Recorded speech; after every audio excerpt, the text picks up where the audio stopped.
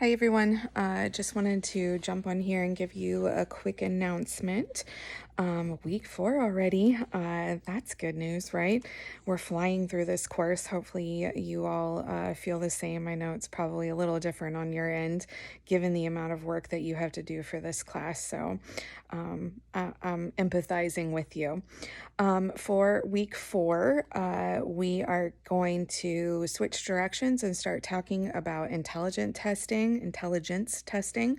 Um, we're going to have a discussion about the most widely used, the tests that are available for children. Lots of intelligence testing actually does take place at the child level. To be honest with you, I don't really hear of much adult intelligence testing happening nowadays. It used to be the case a while ago, like in the earlier stages of our field, but right now it's most widely used in children. So that discussion is important to pay attention to that piece of the discussion. We're going to talk about nonverbal tests and how we decide on which ones to use. We're going to move on to discussing personality tests. This is probably the most common area that I use in my own practice. I use a lot of personality assessment tools. The most widely or most commonly used one that I tap into is the Enneagram.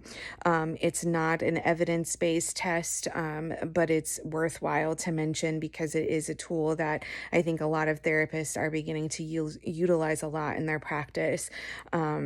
If you know your Enneagram number, bonus points for posting and discussing on that.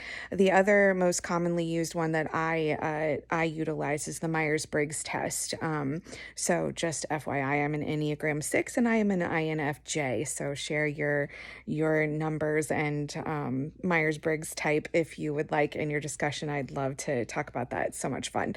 But we're going to talk about the objective versus projective tests and when to use both. So hopefully you enjoy that conversation. Personality tests are probably my favorite to discuss. So you might see me commenting on your post and talking a little bit more in depth about that. Submissions this week will be the functions and applications of diagnostic tests and cognitive ability tests and the differences there.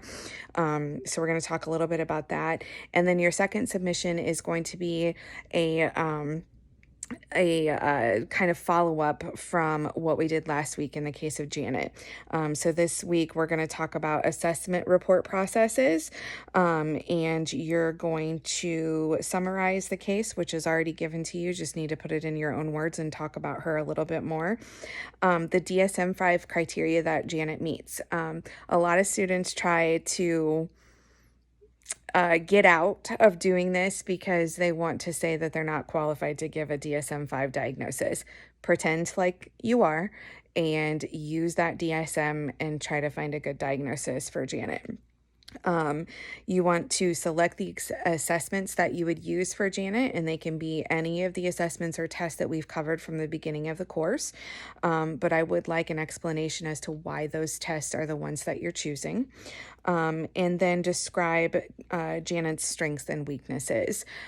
So pretty straightforward assignment, but if you do have any questions, because there are multiple steps to this, please let me know and I'd be happy to answer those. I will be getting started on your grading, maybe not today, potentially tomorrow, but you'll have it probably no later than Saturday. So if you have any questions, just feel free to reach out to me, and I hope you guys are having a good week.